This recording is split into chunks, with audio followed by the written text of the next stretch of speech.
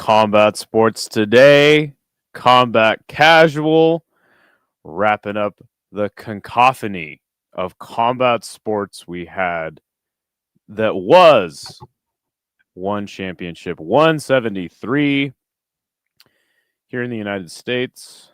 The card went on for what seemed like forever, but it was such a great event. Phil, how are you feeling after 173?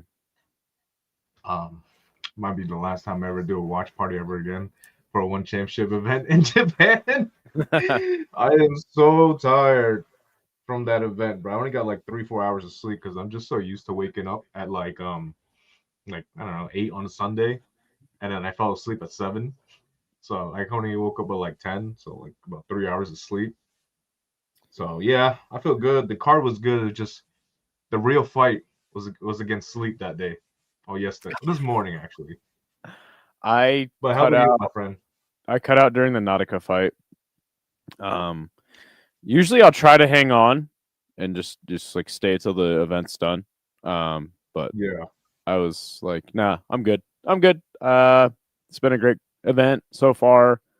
I'm just gonna call it a night. So I actually did end up like half watching the rest of the event, but I'm gonna lean on you to recap the last couple fights. But yeah, man, let's get into it. What was your favorite moment of the card? My favorite moment of the card would probably be that's a good one. There's a lot of good stuff. I mean, not the biggest highlight reel like card we've watched from one, surprisingly. Like we had Sua Kim versus Jake Peacock. Jake Peacock, for a guy in the one arm, he's actually really, really good. I actually kind of underestimated him, and he came in guns blazing against Sua Kim. And I thought he was winning the fight up until the third round. He got knocked out cold. Not cold, but like he was flatlined. Like he was definitely on the ground. And it sucked too because I think if it went to the decision, he would have won that.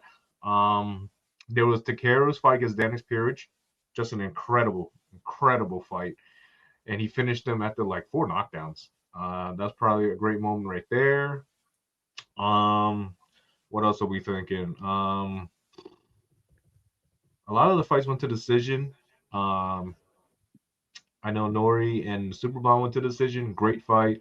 Nautica went to decision. Yuya Wakamatsu had a great finish. He finished the one strawweight champion, Joshua Pacquiao. So that was a pretty good moment there. Yeah, grounded knees. There's a lot of grounded knee finishes on this card, which I enjoyed, especially like with MMA. Probably my favorite moment, probably the Denis Puric and Takeru fight. That fight was sick. That fight was awesome. Like Takeru really had one of his best performances in that card. I agree. He was getting clipped a couple times, but like it was like the old Takeru from K1. Like this is the one we remember. Eat a shot, give a shot. 100%. I would say my favorite moment from the card was the Kana and Stamp fight. Was what I thought it was the best fight of the night.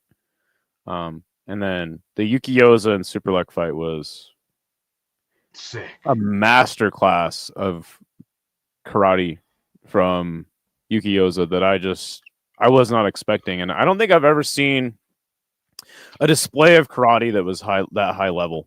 I never thought it almost reminded me of like a fight circus, like kicking only fight, yeah, like a legit one, not the one we got between Caceres and McGee. But I was just kind of in awe with what Yoza was able to do to Superlek. We'll talk about it a little more, but yeah. So those would be my 2 favorite moments from the card. But why don't we start from the bottom, build our way up, like we always do, and let's talk about the very first fight of the night. So the One Championship had 2 fights free on YouTube. And you told me you had actually missed the first 2. Yeah, sadly, was stuck watching UFC. The 2 co-mains of UFC real quick, which is straight ass. It was just a snooze fest. Oh, the UFC main co-main? Dude, that was ass. Like it was Valentina. When both fights ended in a decision, but it's not even competitive. both 50-45 and all the judges scorecard for both fights. And I wasted my time watching that than this amazing fight right I'm here. so glad I switched over to one when the card started to try to like maximize, engagement. And the first two fights weren't great. We'll talk about them. But yeah, I was watching the UFC and still covering it, and I was just like, oh well, I'm so glad I did this. By the way, good to see Nick. I was up by 1:30 last night. Need to recap. Oh hell yeah, we got you, homie. Good to see Leandro, Zenu. Haven't seen you in a while, man. What's up, guys? And NG, good to see NG. Yes, they were great fights, man. Great fights. My boy Peppa and Story of the Fight. I actually did the live stream with Story of the Fight on his channel. Great channel, by the way. He says he's dead. Hey, I think we're all feeling that way, brother. Yeah. Me and Will. Hey, but yeah, buddy. Hiroki Akimoto and Rui Wei, their fight wasn't super exciting. I thought it was pretty damn close, though. A lot of high-level kickboxing going on there, but Hiroki Akimoto just kind of edged it out. I thought Wei Rui was doing better at first, but then Akimoto just kind of kept the pace up, kept his kicking game sharp, and got the decision win. The way more interesting fight, though, was Chihiro Sawada and Itsuki Harada. There was a lot of fouls in this fight, and the referee had stopped the action quite a bit. Go ahead. I'm sorry. Oh, now when I was watching the UFC fight, Will from Story of the Fight was like, because he was keeping an eye on it, but I wasn't, and he was like, "Yeah, there's like a knot on freaking Chihiro's head. It was like a circle on her head, right? So what ended up happening?" I think there was a headbutt, but I honestly I was covering the UFC and then I was like watching it half on my TV, and I just noticed that they had stopped the fight quite a bit of times. I think it was a headbutt, clash of heads or something. But I will say that it was a super high level, high paced fight. A lot of crazy scrambles from both women. Chihiro Sawada just devastated Itsuki Hirata with ground and pound. Even though they were scrambling a lot when Chihiro had top position, she had like Itsuki's back and she would have like a body lock and she'd just be raining down shots. I thought they were going to stop it a few times, but then it got weird because then they kept stopping the fight, right? As I said. But yeah, Chihiro Sawada pretty much dominated Hirata. Yeah, easy dub for her. Oh yeah, thank you, NG. He says not a clash of heads, but lots of back of the head shots from Sawada, though Itsuki was turning away from. Okay, that makes more sense. Okay, right, because yeah, she had the body lock, landing ground and pound, so she must have kept getting warned for back of the head shots. That makes a lot more sense. Thank you so much, NG, for that background. Good to see Cole. He says, my highlight of last night was talking to people that actually love MMA. You have no idea how rare that is. Oh, man. I'm so glad that we are building up this community over on my channel, Combat Casual. And we have a lot of educated fans that hop in on the live streams for Phil's channel, CST. So, yeah, it is awesome to be able to talk to people that love combat sports. I feel like a lot of the MMA YouTube community just kind of is a bunch of trolls, people that are gambling addicts and like to just talk crap all the time. So it is nice to I feel like you do get that better crowd, honestly, for like a one. I'm not even trying to hype anything up, but like people that watch one championship are, just kind of there for the sporting aspect, I feel like. So yeah, it was a great night. Yeah, because of like one championships, guys, is how I met guys like NG and Pep, and NG is Pepper and Story of the Fight. So like those guys are awesome to talk to about one champion, especially, and on the sports. And yeah, when you get the MMA YouTube community is mainly UFC guys, and like you said, it's the gambling aspect of things, which in my opinion, it did kind of ruin the sport a little bit, and like the perspective of how like fans view fighters nowadays is like, oh, you ruined my freaking parlay. Fuck you. Go fuck yourself. You suck. You know what I mean? Like those type of fans. Those guys are horrible. I feel like MMA Guru kind of bred a lot of toxic fans as well. But we don't have to get into all of that. It is nice that there is a corner of the internet and talking about fights, on YouTube that is educated and just likes the sporting aspect of it. So, but yeah, Chihiro Sawada basically dominated Hirata, even though she should have probably gotten a point deducted for back of the headshots. Hiroki Tatsuka versus Shinya Aoki. I mean, what a fight this was, man. This fight went nuts. Shinya was doing so well. I mean, they in the first round there were some nice exchanges on the feet. A nice elbow by Shinya after a nice strike by Tetsuka. And then Shinya had him on the ground, and he tried to land a twister on him, not in the greatest position. Then the second round starts, and Tetsuka just kind of swarmed Shinya, and he kind of stunned him in such a way where Shinya wasn't like out, but he was like stunned enough to where he just wasn't defending. Tetsuka lands all of these shots to Shinya up against the cage. Referee has to step in. So it was a great performance from Tetsuka. Those knees were vicious on the ground, and he like Shinya just accepted like taking those hits, bro. And he was just smiling, bro. I know, it was bro. So strange. I was like, he's not out, but he's definitely getting hit. He's just taking and smiling, like, yeah, knock me out, bro. I don't want to be here anymore. Right. It sucked too. It was it's Shinya's first loss in Japan with one championship too. I believe Shinya was like 6-0 in Japan with one championship. I mean, he's 42 years old. Couldn't get his. I mean, he was so close getting his 50th win in the first round. I thought he was going to get that twister. Me and Will were like, oh, is he going to get it? But, he lost it. Sadly enough, Shinya takes a brutal finish in the second round. I think Shinya's checked out. I think he's just here for a check. He doesn't care what Chachi or anybody else says. He's most likely going to be the. Yeah, he definitely fought well in the first round. But yeah, the second round he got hit, and he was like, It was kind of funny. He kind of was smiling as he took all that punishment. He's like, cool, I'm getting closer to my contract being up with one. Interesting things after, though, is Tetsuka running out of the cage, running up the catwalk, and then committing seppuku on himself, and then coming back in the cage, and then saying that the twister actually like fucked his ribs up. That was really surprising. Really? Yeah, he said that the twister actually really hurt him. And I was like, damn, I didn't realize it was that close. Yeah, Tetsuka had a great performance, bro. The twister. It was super similar to the Sexyama KO. It's the story of the fight. Good to see SS Jackson in the place. At least he won the face-off. He definitely won. He punked him at the face-off, but the face-off was sick. I ain't gonna lie. I was like, oh, that was a pretty cool trip that he pulled on him. He pulled the exact same face against Sexyama. Go back and look at the TKO. It's the exact same. Interesting. He's just like, I'm done. Fuck it. That's funny. But yeah, we had Shamil and Takuchi. And I mean, not much to really say.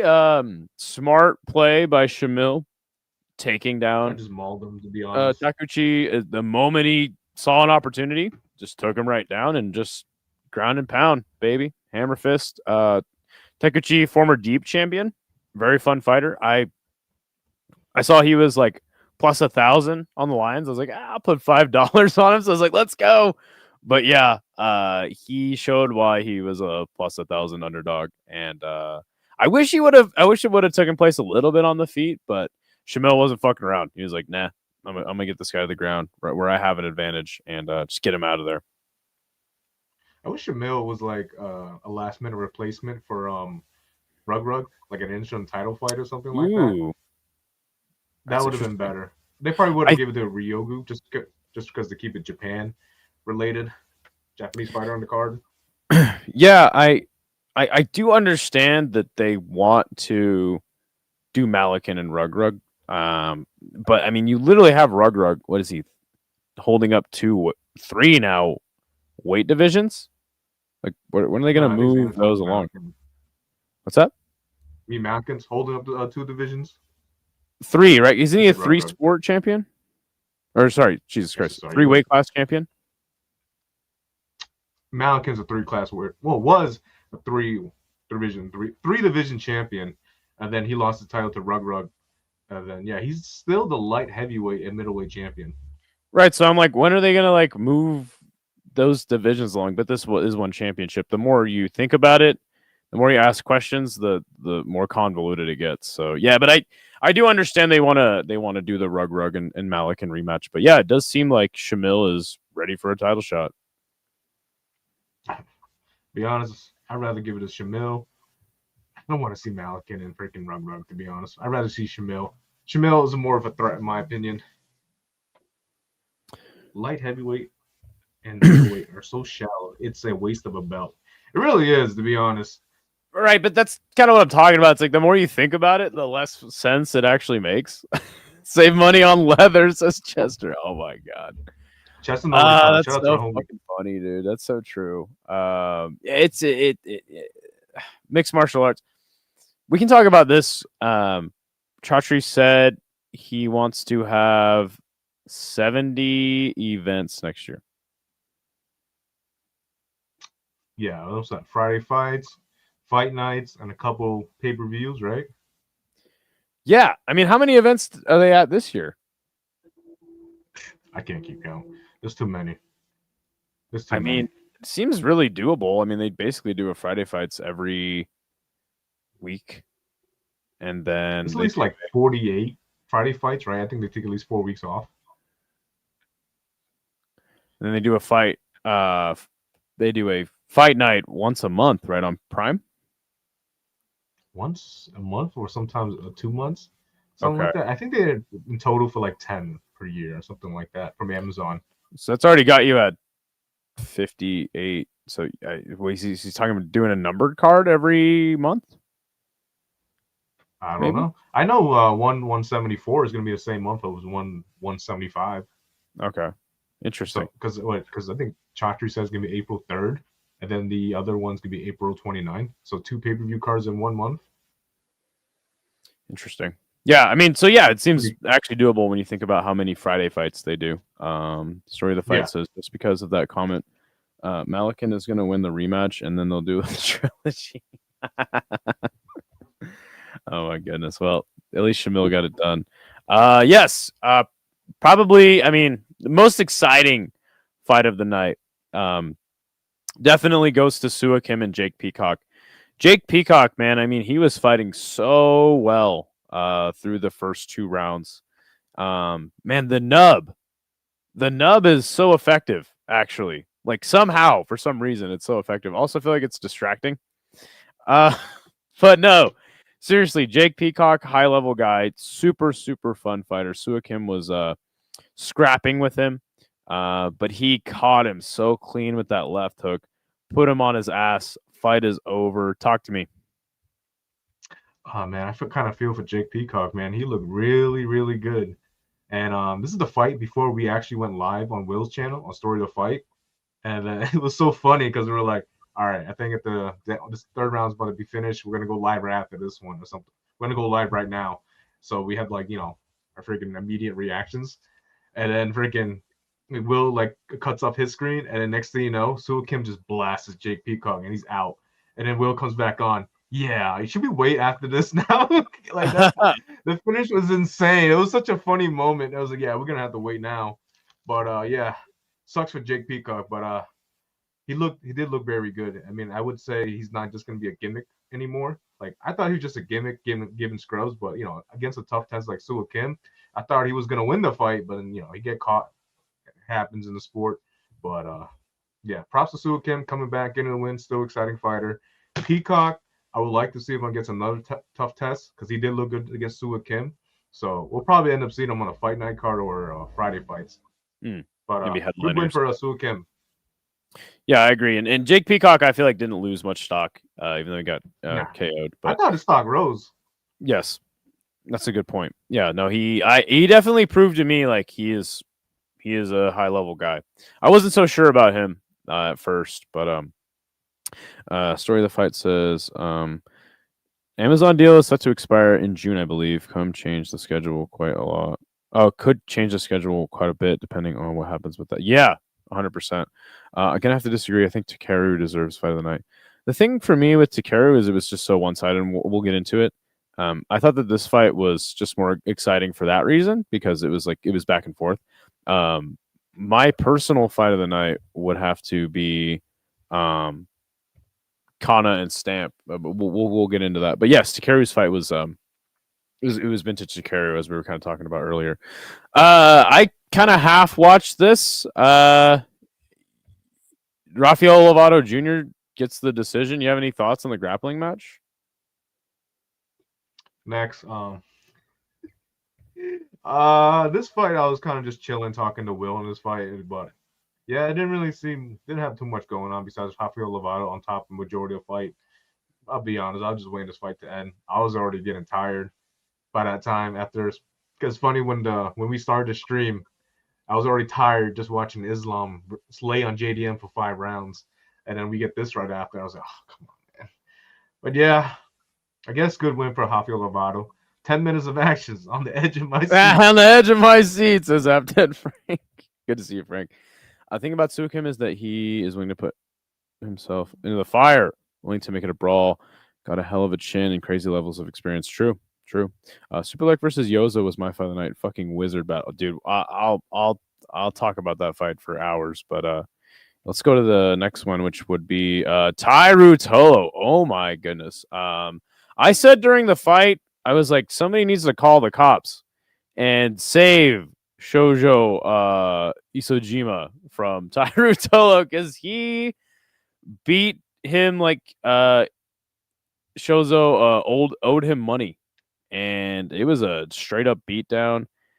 I am super excited for Tye Ruotolo. He has that killer instinct that I wasn't sure if he would have. He's so aggressive, fights at a high pace, gets Isojima hurt, and then subs him. Beautiful performance from Tye. I think Tye's like one of the most exciting like BJJ prospects that ever like go into MMA. I agree. And like the fact that he's only 22 years old, him and his brother are both 22 years old, and they're just doing whatever they want in the freaking ring or cage. Like he just had no respect for Shozo's striking at all. He just like awesome. like he was throwing elbows, bro. He was like in the clinch throwing knees, bro. It was so fun watching him fight. And he doesn't he doesn't just shooting for a takedown. Well, I mean, he only had 2 fights, but he did shoot for a takedown. But like, he's not just laying on top of you. He's trying to do damage while he's on top of you too. Gets in the mount, elbows you in the face, throws grounded knees. Like him and Cade are so fun to watch. They might be my favorite BJJ prospects to watch right now in MMA. I know there's another guy in I think it's in LFA or something. I forgot his name. It's like I think it's like Renato Canuto or something like that. Okay. It's kind of like the same way. He was throwing soccer kicks, but like he was throwing soccer kicks to the body. So like I like to see that, you know. He had a back to Tye, but yeah, he had a 6 submission win, gets the rear naked choke, makes it look easy. He's 2-0. He's beating Adrian Lee, Shozo Isojima. Kind of curious what's next for him because like the way he's looking, bro, he looks like a destroyer right now.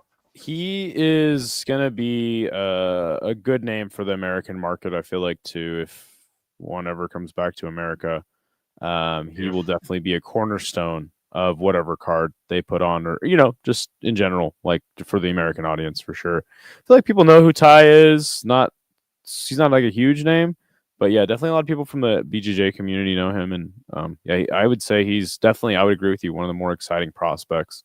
Honestly, like in MMA, like I honestly see a day where you might see Tye even come to the UFC. I agree, bro. I think he trains with like Peyton Talbot and stuff, I believe. So he's out in California. Him and his brother are both so very good. Oh, they're so fun, man. They're like this generation's Nogueira brothers, in my opinion. That's a great comparison. Maybe we'll have to have Tye fight like Nabil, or maybe Boucher Ketchup. Have him fight Boucher Ketchup, and we could get the Big Nog and Bob Sapp part 2. I think Tye Ruotolo is to get that fight with Christian Lee. So okay. I think he's mentioned that he's ready to go in right now. We interviewed him before. He's like, I'm ready to go in with Christian Lee right now. I was like, I don't know, man. You need to get your first fight out of the way. He did it. Well, he not smoked his brother, but he definitely choked out his brother, choked out this guy. Let's see if he could do it at least 3 more times. They'll probably give him like Nicholas Vigna next, or some other guy on their roster. And then, yeah, I think if Tye gets, I would say 4 more wins, I think by the end of 2026, he will be challenging for a title. I always rat on how light the UFC heavyweight division is. Like they got 40 people.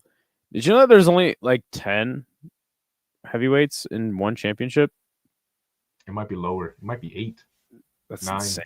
So I don't even know. Like, It's a I was gonna say single you could digit. throw Tye against like one of the 5 lightweights on the roster, but I think there's like maybe 20, maybe I don't know. Yeah. What's beautiful about the Ruotolo twins is that they're only 22, bro, and they're just getting Mhm. better and better. I mean, they're already world champions jiu-jitsu at a young age. Imagine being a young world champion in MMA. Yeah, 100%. You No, know, definitely bright future for Tye and his brother Cade. Kana Morimoto getting the dub over Stamp Fairtex. I was so hyped for this fight. I think this personally, I think that Peacock and Suakim was a little more exciting, but I feel like this was my personal favorite fight of the night. Kana just the pressure that she put on Stamp, and I feel like that is a big story of a lot of these fights. It was the pressure game. I mean, she was in Stamp's face the whole fight. Stamp throwing mean body kicks. Kana was constantly targeting that leg of Stamp that she just had knee surgery on.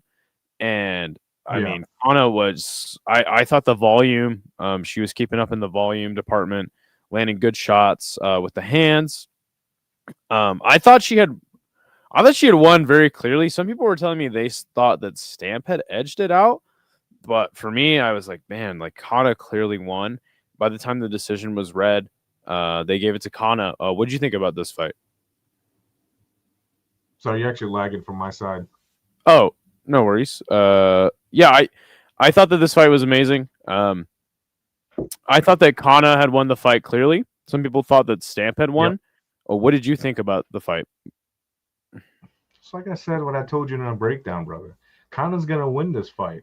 She's been way more active than freaking Stamp, especially in the last 2-3 years she's been out, right? And she's gonna jump into kickboxing. Who's Kana's pretty, she's pretty damn good.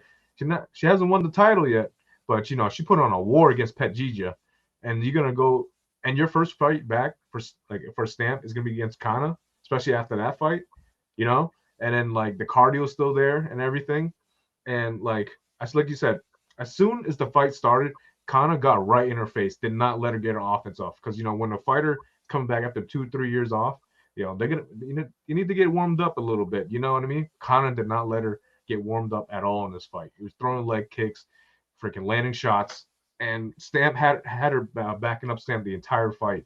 It was a sick fight. It was one of my favorite fights of the card too, and good win for Kana. And I think Stamp will be all right. She's gonna bounce back. I don't know if she'll be back in kickboxing or even Muay Thai or even MMA, but I'm excited to see what's next for Stamp. Hopefully, she gets back in MMA because MMA needs Stamp Fairtex.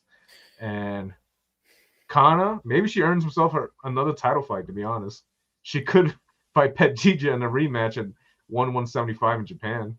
That'd be I'm not gonna be mad at that fight right there. I think Pet Gija is way too good for just everybody, but that's just my own personal opinion.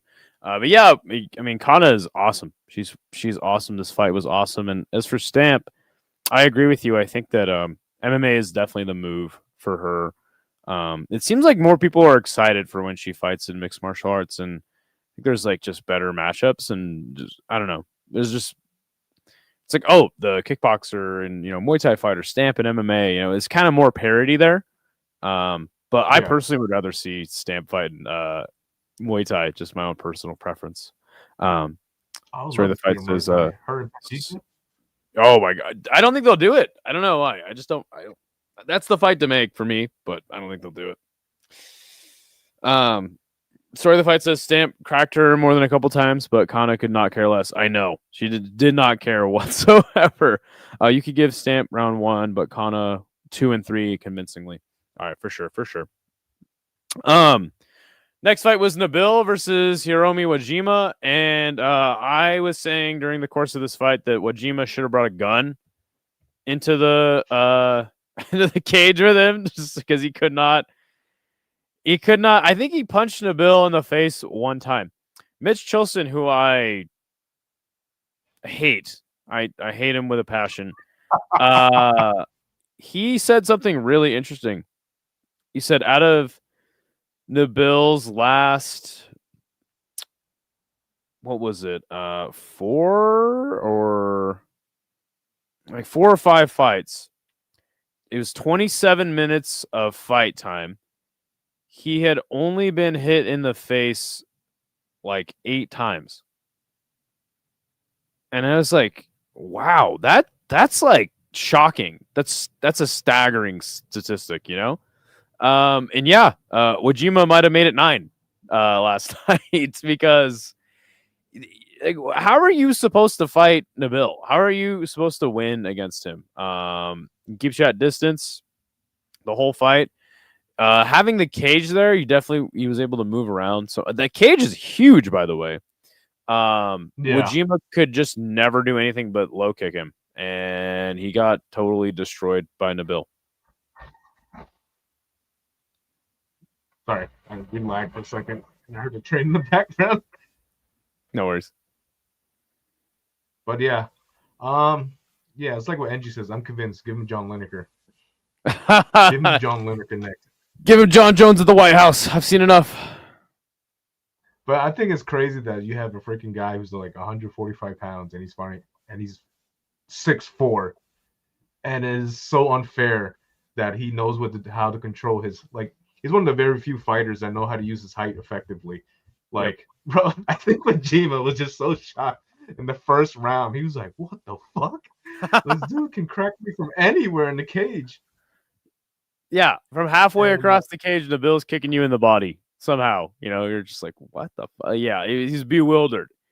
And it's not like you want to walk into a knee, you know, like, oh yeah, let me try to get distance on him. Nope, the Bill's just gonna lift his knee up. Doesn't even have to jump, just lift it up. It'll probably crack you right in the face. That dude is so freakishly tall, bro. I mean, I almost want to see this is like I was saying, I was like, I need to see Nabil in the K1 heavyweight world max versus Stand and Freeze or something, because this is getting ridiculous. But I feel like we kind of say that after every Nabil fight, you know. Who can stop this man? Kickboxing win and won. Okay, I didn't know that. Because he had the fight against Ilias Anahachi, but that went to a no contest due to a low blow. So obviously he was supposed to fight Hagger in his fight in their Muay Thai rules, but you know, props to him for changing sports and fighting a top guy. You know, they just signed this guy too, Hiromi Wajima. Yeah, he was a K1 World Max winner last year too. Was he last year? Yeah. I actually want to look up Oyan Fang. He definitely at least won a Grand Prix. I think it was Fang last year, but I don't know. I actually don't know now. No, I'm not sure. I'm gonna look up Wajima's ranking, right? Because this is 145. Well, how many kilograms is that? Is it 70? I think it's 70 because I think I was looking on K1 Friday night, and a couple of the dudes in the World Max had actually fought Wajima, and he beat them. What was this at actually? Says, oh god, bro, it was at 155. Okay, I thought it was at 145. So, according to Beyond Kick, Wajima was ranked number 8 in their lightweight rankings, and Nabil made it look easy, in my opinion. Damn. So does Nabil enter the rankings, and then right after that is Kaido Ono, and I think Nabil beats Ono, to be honest. Kaido. Yoza stealing Nabil's Haggerty fight. Yeah, he did call out Haggerty. I think he's gonna get it. I don't really know, but yeah, then you're right. Then Yoza did call him out. Oh my god. Before that Nico fight, I would say Lasey has a chance, but I think he still has a chance. I don't know if he could take the shots, but Luke is only an inch shorter, so it could be competitive. I honestly, right now, and maybe it's just recency bias, like I don't see anybody beating Nabil, unfortunately. We'll talk about maybe somebody that could and already has, but anyway, yes. So I would say. Wait, go ahead. Give me a second. I'm actually gonna leave the studio and come back because you're like lagging super hard on my side. Oh, am I lagging to the audience? Hold on, let me actually check this. Give us 1 second. Let me actually check this.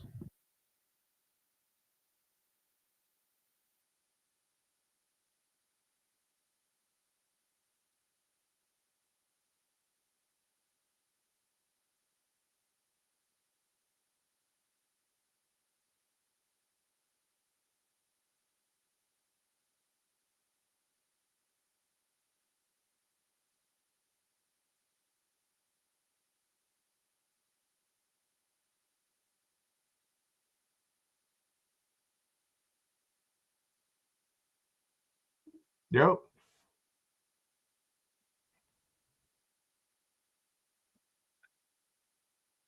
Oh, sorry. It was me. I muted my mic. Sorry. Live show, guys. The audience said that the stream's super crispy, so it's probably just you on your side. So everything's cool to the audience. Yeah, I forgot to tell you. I mean, I told you on the phone earlier, but I was having PC problems yesterday. Oh, okay. And I think this is part of the issues right now. That's why it's lagging. Yeah. Well, I was Plus, muted. the weather's kind of ass over here right now. NG says Haggerty also had in the hot seat. First it was Rodtang and Superlek, now it's Yuki and Nabil. I had some Haggerty fans last night on my stream, and they're like, leave Haggerty alone. So yeah. He is in the hot seat. You're absolutely right, NG. A lot of opponent stealing tonight, especially with Rodtang and Takeru. Nango's like, what the fuck, bro? Like, that's my opponent. Hey, I exist switching opponents? That's funny. Yeah. We'll talk about Nango because we might as well. Yeah, about to get a title shot with Rodtang. Rodtang pulls out of the fight, and I guess we'll save this for a little later. But apparently they're gonna do Rodtang and Superlek too. I don't agree with it. We'll get into it a little more, but one matchmaking just doesn't make any sense. No, but that's what I said at the beginning of the stream. The more you think about it, the less sense it makes. So whatever, just let one, I guess, do their thing. They're like the underachieving, teenage son of the combat sports industry. But anyway, Yuki Yoza versus Superlek. I mean, this was the most enthralling, intriguing match on the card for me. I think that I like the way that Story of the Fight put it. He said a wizard battle. Kind of was like they had their wands and they're like casting out fucking spells on each other. Yeah, I could kind of ramble on and on, so I'm gonna try not to. So cut me off if I start rambling too long. But don't worry. I have never seen that high level of a karate fight ever in my life. I understand this was in kickboxing, but the display of karate that Yuki Yoza put out there was genuinely shocking to me. Some of the things that he did with Superlek in the cage, I've never seen. Didn't even think were possible. He would do this thing where he would catch Superlek out of position. He would like off balance him, and then he would like trip him and like just put him on his ass. And he did it all like because usually when you see a trip in kickboxing and MMA and Muay Thai, they kind of use their hands, or like how Peter Yan does that slick little trip. He like hooks the leg and then he like pushes a guy over. Yuki Yoza was doing that shit just with his legs. And he did it like quite a few times to Superlek. And it really was like, damn, like he literally schooled my boy Superlek on so many levels last night.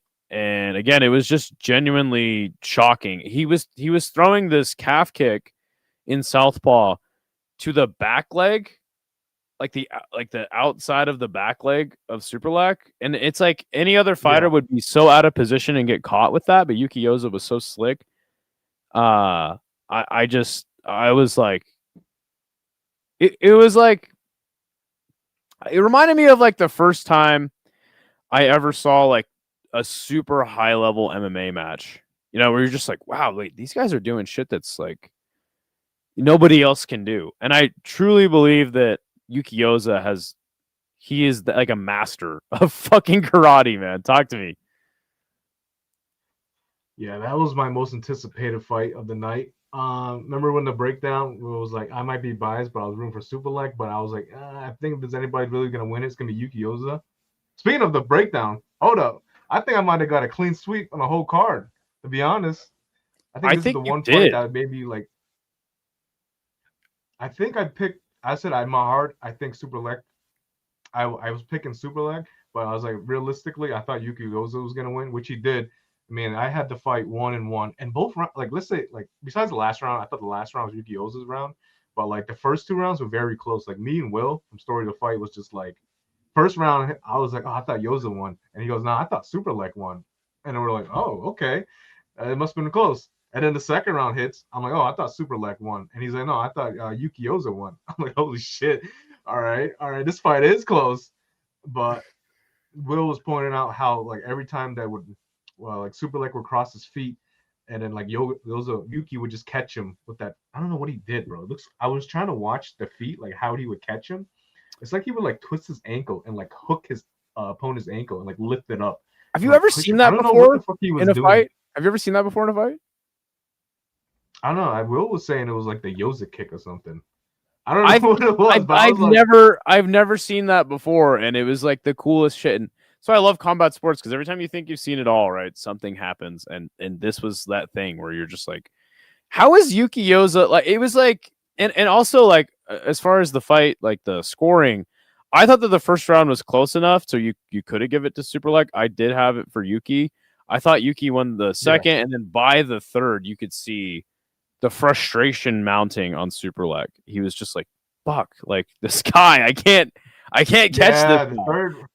And I will say that I need to eat crow because I was telling you on the preview show.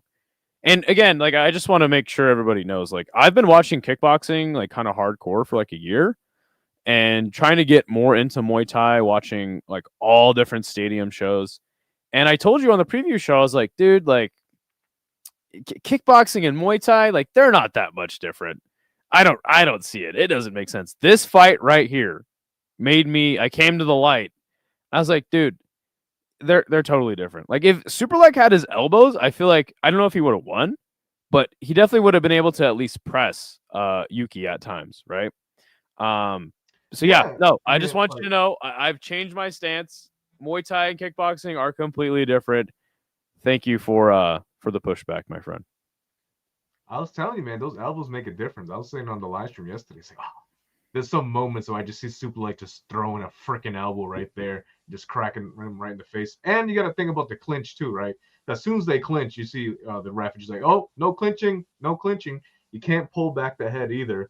So there's so many disadvantages that Muay Thai guys have when they go into kickboxing. But for Superlek, he's only done what? How many like kickboxing fights? I don't think he's only done like 5 realistically. And he's like beating some of the best, and he can compete with the best too. It's not like he's getting flatlined by these guys either. So, and then you could tell by this fight. If you look at the odds, bro, this fight was even odds. So the odds definitely lived up to each fighter. It was definitely a close fight, but I think the third round really separated where Yuki Yoza, just kind of just like outclassing Superlek, and Superlek getting frustrated too. Yeah, and also like he would trip him, and then he would hit that fucking like. You know how Tenshin Nasukawa would hit that like weird like fucking anime like pose? Like Yuki Yoza was doing that shit to him. And I was like, this motherfucker is fucking clowning Superlek. By the way, I just want everyone to know that Superlek is one of my favorite fighters. And for anyone that doesn't know, people on my channel know, I actually met Superlek one time. So I show this picture every opportunity to get. But one thing I do want to say, I do want to have a caveat for Superlek. People don't know this. Nobody knows this. I have a direct line to Superlek. His back has actually been broken for years because he's been carrying one championship on his back for years. So he was definitely at a disadvantage heading into this fight. And the Nabil fight. So he gets a rematch with Nabil. No more broken back. He's chilling. He's gonna fuck Nabil up. So what's funny enough, I think you and NG and Story of Fight were all at that same event. Yeah, that's funny. Yeah, at 168, dude. Well, I'll tell you what. You guys, if one ever comes back to America, we should all link up. I'm pretty sure NG Pepper or whatever working was on the translators in the cage. What? Yeah. What's funny is I was cage side and I was screaming my head off. So that was me, guys. That was me. All right, let's read some comments. NG says, I said Rodtang goes and fights Takeru in Japan next April. Let Google Uzada or Ordikov fight. Then the winner gets to fight for the belt against Nongo. And Superlek figures out how to get back down to flyweight. There you go. It's good matchmaking. Story of the fight. Yoza crossing up super legs, and then bang both legs with a kick. Tons of attacks. The rear leg too, devastating shit. It was amazing. This super leg was much better than the one that showed up to the Nabil rematch. Yeah, because he had a broken back. He had literally a broken back. That's a stiff leg sweep. Since lots of fighters are used to putting weight back on their legs after a kick, fighters get thrown off when they can't put weight on it, and it gets unbalanced. It was crazy to see him doing that. Was that picked from the first Denver event? He was walking around in the arena, nobody knew who he was. Got to shake his hand and seemed stoked. And yeah. So I was like, who is that guy? That's somebody. And then somebody like that I was with was like, that's Superlek. And I was like, Superlek. And he came up to us, and exactly, he seemed like he was like, oh shit, people actually know who I am here. Because if you remember, like Stamp and Rodtang were on that card, and this was like the big difference between the first and second Denver show. The first one was like all American fans. I actually, this is where I bought these for the event, right? And we were holding these up during the event, and people were asking me, they're like, what does that mean? And I was like what? Like, so they didn't understand what was happening half the time. Most of the fans around us, they just came to watch DJ.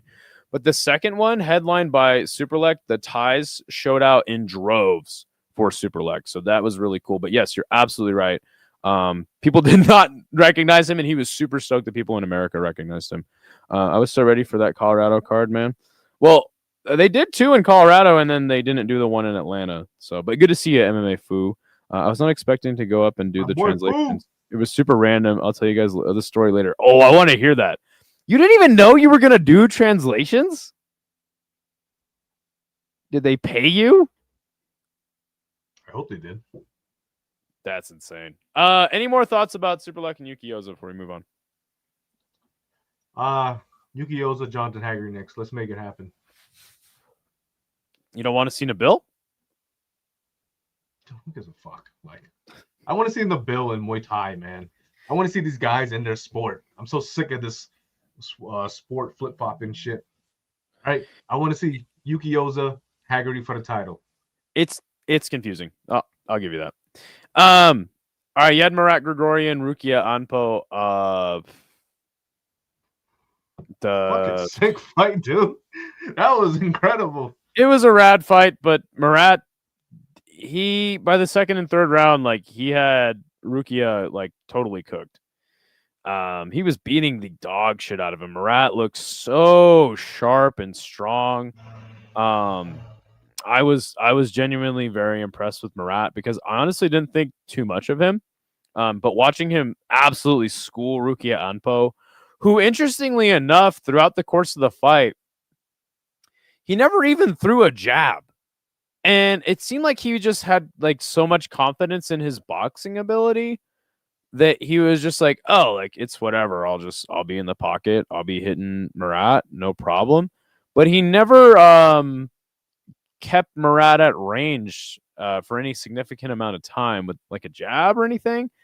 And when Marat finally walked him down, he was just landing combinations, beating the absolute hell out of Anpo. What did you think about this fight? Yeah, like I said in the breakdown, I took Marat. I thought he could have finished. I thought he was going to finish him, but I didn't think Anpo doesn't come out so hot and fresh. Like in the beginning, it's just like he was just putting it on him in the first round. I think Marat was even shocked, like, yo, this dude's coming in hot. But I think Anpo didn't think that he can continue with that pace. Like Marat kept walking him down no matter what. Like he kept walking forward. It did not give him an inch of space at all. And like it started to wear on Anpo because in the second round, he started getting more like tired and like his shots weren't as effective. And then Marat kept walking him down. And I thought in the third round that he was going to finish him, but Anpo stuck it out. He made it to the third round, maybe because he didn't have to cut the extra 6 pounds. Who knows? But he did miss weight. He came in at 161. He was supposed to fight at 155. So there's that. So props to Marat for even taking the fight because what happened with this last Japan event in 172. Supposed to fight Kaido. Kaido didn't take the fight, and then he took this fight. He got 30% what Anpo was making. So big up to Marat Grigorian. He's most likely going to fight Superbon for like literally like the 5th time or 6th. I don't know if I'm really excited for it, but whatever. There's nobody else really. I thought Ampo, he took a lot of L's this week, missing weight and then losing the fight, and he just coming in with a bowl cut. Yeah, that haircut was horrendous. I could not stop talking about it. I was telling Will, it was like, bro, I hope he loses and like Murat knocks off that freaking bowl cut. I was like, bro, like, what are you doing? But yeah, a rough weekend for Ampo. It was a big signing for one, especially stealing him from Ryzen. And as the Chachi says, when Japanese guys come into one, they get beat, and then it proves it. It's levels, right? As Chachi says. What is up the iron? He says Nabil has such a freak advantage over everyone in his weight class. It's like one of the old Pride freak fights. That's why I said he should fight. He should fight some really just small dude or something. Bring back DJ and have him fight Nabil in MMA. That'd be hilarious. If Hanbo can keep up that pace, or at least not fade as hard, I think he could have won. Definitely a ton of potential. Yeah, I think he definitely got. Coming back into like competitive kickboxing with guys in his weight class, I think is gonna make him see like, oh shit, I gotta get back on my P's and Q's instead of having these freak show fights with Sina Karimian and fucking Manny Pacquiao, So I think it's good for him, I guess. I don't know. We'll see what happens with Ampo. On the bright side, he might still get his Masaaki Noiri, or how you say it? Rematch. Fight. Rematch. Yeah, they both coming off losses, so. That's a perfect fight to make for 175 in Japan. Takeru versus Denis Puric. Denis Puric fought hard, man. He definitely never quit on himself. That's one thing you got to respect about some of these kickboxers is they come in for get or get got. And Takeru was sharp, on point as hell. He had compromised the leg of Denis Puric, kind of. Was it after he dropped him the first time or something? But anyway, Takeru was just kind of bullying Denis. Every shot that he landed clean knocked down Denis Puric. Vintage Takeru. Poor Denis Puric. I mean, he kind of just came in as a sacrificial lamb, but he put on a show, man. So you gotta respect him for that. What did you think about this fight? My bad. You like leg super hard on my side. Okay. We should be clean. What did you think about this fight? I'll see now you're clear. But yeah, definitely one of the best fights of the night. Takeru looked like the old Takeru of himself. He definitely ate a lot of shots, but like I don't think Puric poses as much threat as on the feet with power as most guys do. Yeah. Puric, he came in tough. I knew this fight was gonna be a barn burner. Just like stylistically, Puric comes to fight. Takeru comes to fight. If anybody's getting knocked out, it was going to be Puric, which I was correct about. I thought he would have got it done early in the first round when he rocked him. I was screaming. I was like, yeah, get him out in the first round. Get him out in the first round. I was like, I'm trying to go to bed. Come on. But yeah, I'm so happy for Takeru. He really needed that win, man. He took a brutal loss to Rotang. Took a brutal loss to Superlek. He got dropped by Tanzin. Ended up winning that fight regardless. But, he didn't get dropped in this fight, so that was pretty good. That's good on him. Kept the pressure, kept landing his hooks. Puric is just so tough, man, but he can only be tough for so long. He got dropped on the feet. He got dropped by leg kicks. And, good fight for Takeru and Puric. Puric, no matter what, you could put him with anybody. He's always going to have a banger. And Takeru, right after this fight, we all thought he was going to retire for the second because he was getting emotional. And then he was just like, and I guess his speech was just like, I'm going to have my next fight's going to be my last. Rotang, will you give me my rematch? Oh, and I'm just sitting there like. You have Rotang. I don't want to see the rematch. First of all, on the broadcast, Chilson tees him up. And he's like, hey, Rotang's here. You have anything to say to him? So then he goes into, hey, my next fight's going to be my retirement fight. And they have Rotang on a side screen. And I'm sitting there like, no. Are they about to do this? Yeah, me too. I was like, you know how pissed Nongo must be? He's like, what the fuck? I was just like, wait, you can't be serious. Bring Rotang in. And Rodtang's like, yeah, of course. But I'm like sitting here like, why does that make any sense at all? Right? Rodtang basically knocked him out with the first punch he threw. First clean punch. Can I cut you off real quick? Go ahead. This shit pisses me off about one. It's like they give Rodtang the rematches that to guys he already freaking smoked.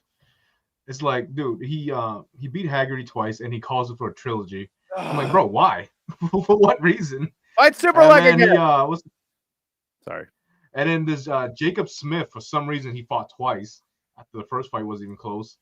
And then he just sparred him in the second match and still beat him convincingly. And beat him so handily that he had time to kiss him in the fucking ring at one point. Sorry. And now the one wants to push the rematch with Takeru after Rodtang smoked him in a minute, like 2 minutes. I'm like, oh, dude, what are we doing? What do we think, when guys? Did the Japanese fans get fatigue of like, okay, Rodtang, or sorry, like Takeru again? I guess he's a big name over there. I don't know, man. It's just so irritating. Like, I guess it's gonna make money though, right? Like they know it can headline whatever with that. Fair enough, I guess.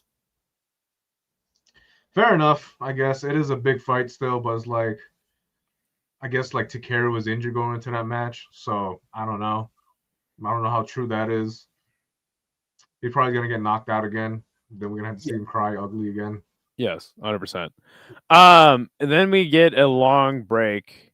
I think it was after this fight. Intermission. Yeah, we get an intermission, and they bring in Ong Law to retire and get inducted into the Hall of Fame. But they played the same video package they did the first time he retired. What was it, before his last fight? I was like so pissed. I thought it was cheap and lazy. Oh, hey, let's just run that same video package. Like, what? And then, it was a long break. So I was already kind of fading at that point. NG says that this event was good because it proved to Japan and the rest of the world that one can put on a quality pay-per-view event. That's true. I had no issues with my pay-per-view stream. And it was a quality pay-per-view event. It's really long, but Christian Lee comes in. I thought he would win just because the layoff in their first fight, and then he's been training with his brother, being super sharp. You had kind of seconded a lot of those points. Rasulov gets him down in the first, and I was like, man. Christian Lee gets up though, and he starts getting to work, and then by the second round, he was super sharp, landing clean on Rasulov, and got those grounded knees, man. Beautiful finish for Christian Lee. I am so happy for him. Yeah, this was a great win for Christian Lee because he came back from that fight, almost like 2-3 years ago when they first scheduled the fight. Some people saying he looked rusty, he looked like he was already fading or something like that. I was all right. It's his first fight back, and then this fight, he did get taken out in the first round, and then he kind of just figured him out in the second round. Like this, once he defended the takedowns, Rasulov had nothing on the feet for him, and I remember calling out there in the fight, he cracked him, and I was like, yo, he's already hurt. You could just tell by somebody's face that just like they looked like they saw a ghost or something. And then I was like, he kept cracking him. And then next thing you know, I think he shot him for a takedown. And Christian Lee just rained freaking knees on him. It was freaking awesome. And then, he got the finish. I think he's the first guy to beat Rasulov, right? Yeah, he was that's what the ones throw. Down to 14-1. I don't know what's next for Christian Lee because I can't tell you who's next in the division. The only guy that I know who's in the division right now that's active is Tye Ruotolo, which is crazy enough. Or was it Tye or was it Cade in the division? It could be Cade, to be honest. Okay. This is welterweight, but this is like 185 for them. But I think it was for the lightweight title, I'm correct. Yeah. He's a 2-division champion, so one is just strange, boy. Because Tapology says 170 pounds, but then it says one welterweight championship. But technically, that's the one lightweight championship. So it's all right. I don't know, bro. I don't know. It's very confusing to me. All right, well, what's mind blowing is that Christian Lee's only 27. Yeah, that's kind of crazy. That is nuts. MMA for one, we can talk about this a little later, but yeah, MMA for one is strange to say the least. So yeah, I kind of wasn't really watching these last 3 fights super close. So I'm going to rely on you heavily. From what I had seen and what I had kind of heard talking to some people this morning, was that Nautica basically just beat the dog shit out of Numsurin. From what I kind of saw, like Numsurin made it interesting in moments. But yeah, talk to me. Yeah, this fight did go all 5 rounds. I thought Nautica, he looked good. He was doing what his usual thing, getting in and out, being quicker than his opponent. Nunsarin actually kept walking forward, which is surprising. Kept walking him down, but Nautica's too quick, kept the distance, cutting corners and everything. I felt like, I'll be honest, like this fight did not excite me at all. Like I was saying on the stream, like who the hell is Noom Sarin? Really? He just feels like another Friday fight fighter, to be honest. But Nautica gets the win. It doesn't feel like a statement win to me. Like his first, like his debut when he made in one, he made like a huge statement. But this one, I felt like he kind of just cruised, did whatever you take to get the freaking win by points. And he won the title. So yeah, I don't really know who's next for Nautica in this division, but I don't really have much to say, to be honest. Okay. I just thought Nautica was just gonna win. I thought that, Numsurin being on his win streak like justified it enough, but he beat Song Chinoy, and Song Chinoy was supposed to be next. I thought one should have just waited. Like, why are you gonna give Song Chinoy another fight? Just give him the title shot. Like, you don't have to give another fight. Right. NG says he doesn't know. I think he would have beaten him regardless, but Lee was grabbing the cage and his toes to set up those finishing knees. Just had to say something. Oof. We'll talk a little bit about that in the main event. There was some controversy around that from the Japanese fans. This fight was just great versus greater. Nothing else to say. Apparently Nautica just cruised, but again, I didn't watch it super heavily. I did see the finish. I was like kind of half asleep, but I did see Yuya Wakamatsu get the nasty finish on Joshua Pascal in the second round. Did Pascal have any success in this fight? He clipped him in like the first minute and he rocked him. Oh wow, okay. And Yuya admitted that like, yo, he hurt me in the first round. And then right when that happened, right? So he rocked him on the feet. They had a little exchange. And then Pasio puts him up against the fence and kind of just holds him. I was like, what are you doing, bro? You just rocked him.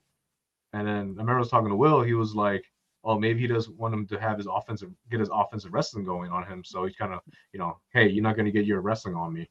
Well, I guess not. And then eventually when it happened, I think they had a little scramble, if I remember. And then Yuya actually taking his back and just started raining ground and pound on him and like knees and everything. And then the round ended. And then kind of the same thing happened. I think Yuya rocked Joshua Pasio on the feet. I remember the second round. But he ended up getting him hurt. And he had him on the ground. And he landed like, dude, I think he landed like 20 unanswered grounded knees. It was a lot. Could have been stopped so much earlier. It was a lot. It was like, wow. And again, like I'm like asleep basically. And I hear like, oh, and I'm like, oh, and I wake up and I see like way too many goddamn knees being landed to the head of Joshua Pasio. I was like, yo, are they going to stop this? Okay, they stopped it. Cool. Yeah, I think Yuya wins his 6th straight fight, I believe. Wow. And he's been looking like a killer in his. He's coming one of my favorite fighters in this one right now. I definitely think he'll be on the 175 card, obviously, Japanese champion. But he looked really good in this fight, besides getting rocked. Other than that, he dominated the majority of the fight. He showed him that there's levels to this. Pasio moving up from strawweight to, try to become a 2-division champion. But Yuya said, nope, not today, not when I'm the champ. And yeah, Yuya looked great. I look forward for him to be on the 175 card. Oh yeah. Pasio's probably going back down. All right. So this is a fight that I had watched, but I was like basically asleep, half asleep at this point. From what I had seen, Noiri looked good in the first. He was like putting the pressure on Superbon big time. And by the end of the fight, I was like, man, Superbon is coming back. And he was landing a lot of kicks to the head in close range, beating up the arms of Noiri. And I was like, Superbon's got this. But yeah, that's like really all I have as far as breaking down this fight. So you said that this was probably the best fight of the night. In my opinion, the best fight of the night. Yeah, just because like I don't know, I love when two high level kickboxers just at the top and they're facing off obviously.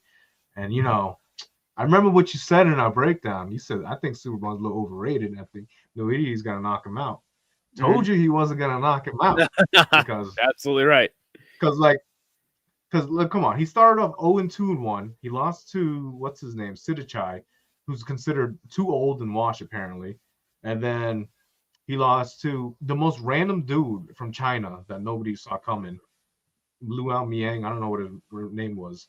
Probably that was like the upset of the year.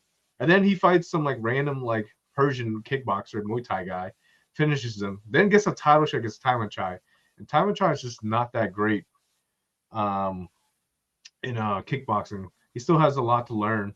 He's more of a Muay Thai guy. See, he's super young too. Like this, remember how? Yeah, that's why I was telling you. That's why there's a difference between kickboxing and Muay Thai.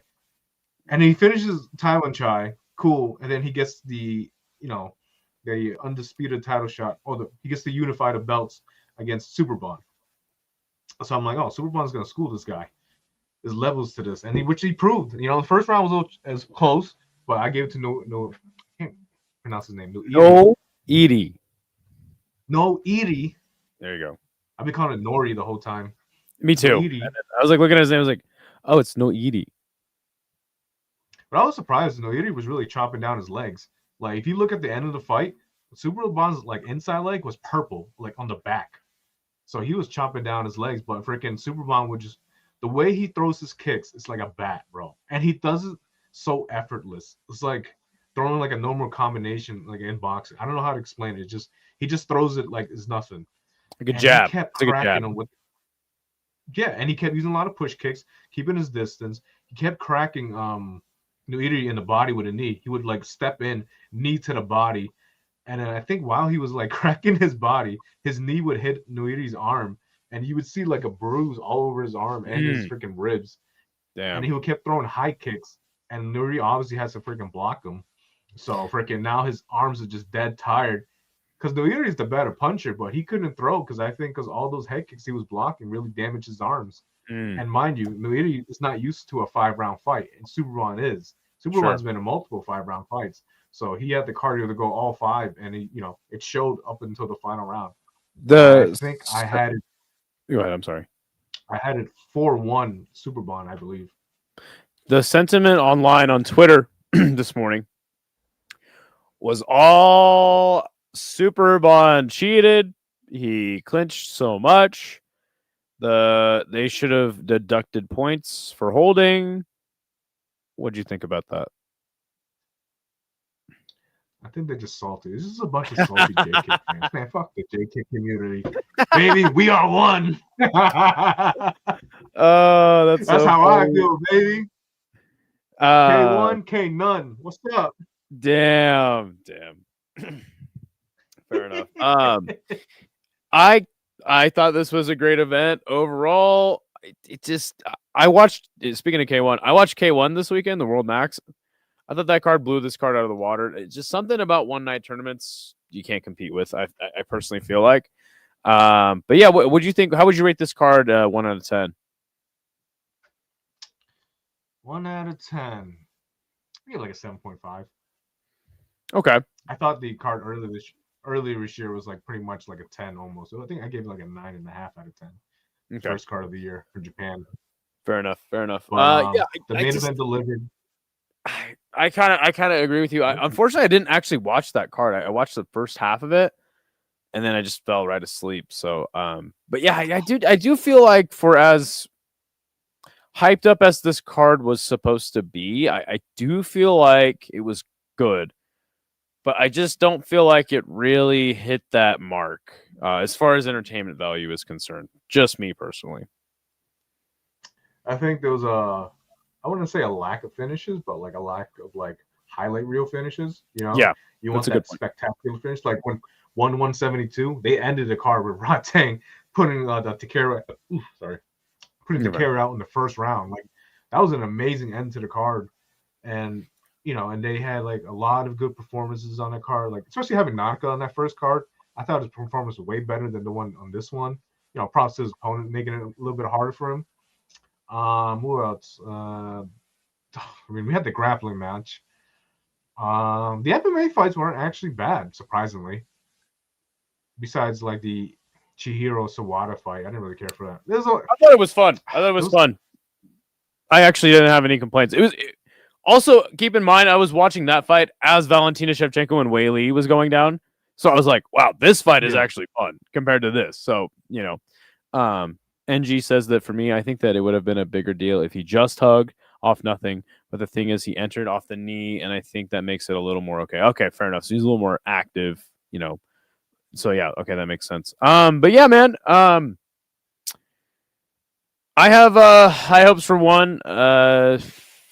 As far as the kickboxing and the Muay Thai goes, the MMA is weird. I read I saw like a graphic where they had like 30. Sorry, they had like 70 or like close to 100 MMA fights one year, and then the next year they had like 35, 40. So I hope that they can just get the one MMA going. I did want to ask you something because people were asking me, and I guess have been saying for a while that one should just switch to MMA and kickboxing. The problem with that, in my opinion, and you tell me if I'm wrong, is that I think that investors don't want to invest in when they get their cash infusion from certain investors. I don't think that they want to invest in MMA and kickboxing. They only want to give their dollar to a combat sports promotion with the thought of, if I invest this money in you, you might be making money like the UFC someday. What do you think about that? So you're saying that if I'm an investor, right? You're saying that you don't want to invest to MMA and kickboxing?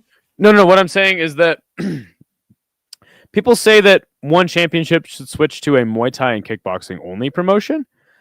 What I say is the issue with that, which I would love, by the way, the issue with that is that investors don't want to invest unless there is the prospect of MMA getting big.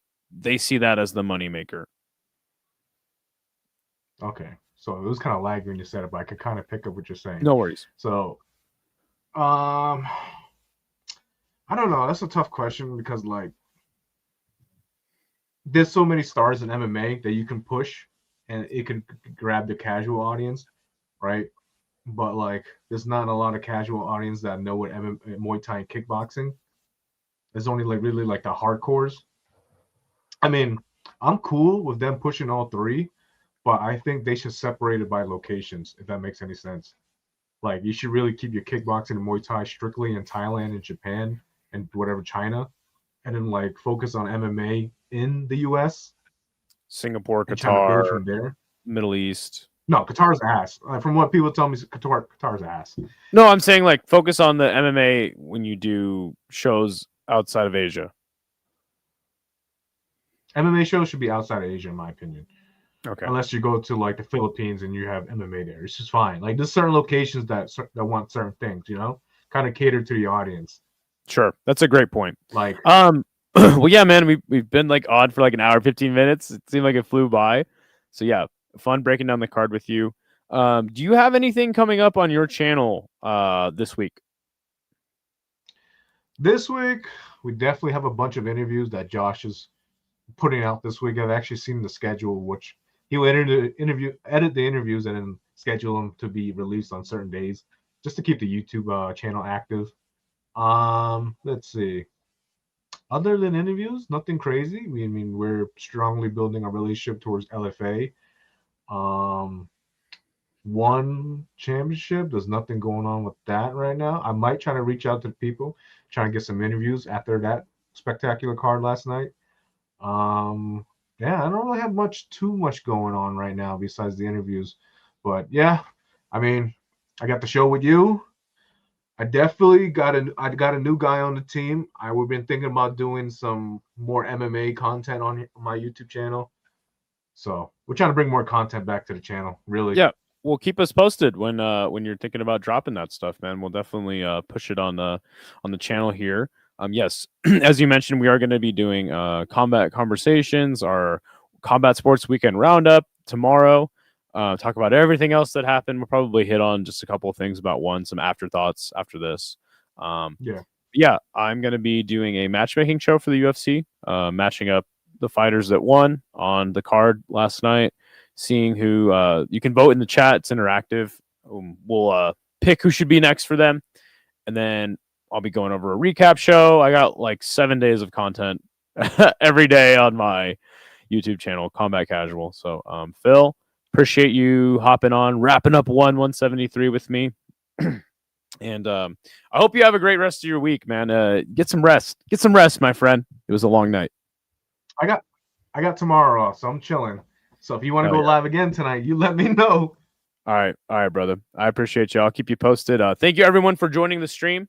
And we're going to wrap it up. So see you later, everybody. Have a nice week.